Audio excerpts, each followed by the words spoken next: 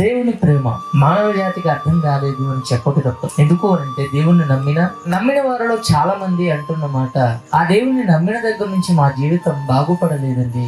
ఆ దేవుడు నిజ దేవుడని విన్నాను, ఆ దేవుడు వాస్తవమైన దేవుడని విన్నాను, ఆ దేవుణ్ణి నమ్మితే వసతులు జరుగుతాయట, ఆ దేవుణ్ణి నమ్మితే రోగాలు పోతాయట, ఆ దేవుణ్ణి నమ్మితే మేలు జరుగుతుందట.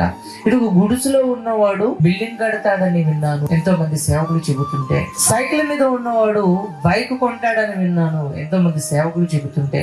ఆ దేవుణ్ణి నమ్ముకుంటే లాభమే గాని నష్టమైతే ఉండదు అని నేను విన్నాను. వినబట్టి నేను నమ్మాను, కానీ నమ్మిన దగ్గర నుంచి ఎలాంటి ప్రయోజనం లేదు. దేవుడు నాకు ఏం మేలు చేశాడు, దేవుడు నాకు ఎలాంటి ఉపకారం చేశాడు, దేవుడు నన్ను ఆశీర్వదించలేదు అని ఎన్నో రకాల మాటలు క్రైస్తవ్యమే, నమ్మిన క్రైస్తవ్యమే మాట్లాడుతా ఉంటుంది. దేవుడు నాకేం చేయలేదు అని చెప్పి. దేవుడు నాకేం చేశాడు?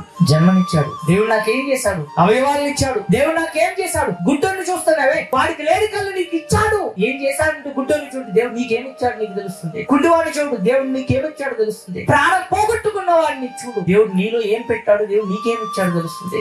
తల్లి లేక తండ్రి లేక అనాథుల రోడ్ల మీద అడుక్కొని తిన్న వారిని చూడు, దేవుడు నీకేమిచ్చాడో తెలుస్తుంది. ఏమి వాళ్ళు నీకు ఇంకా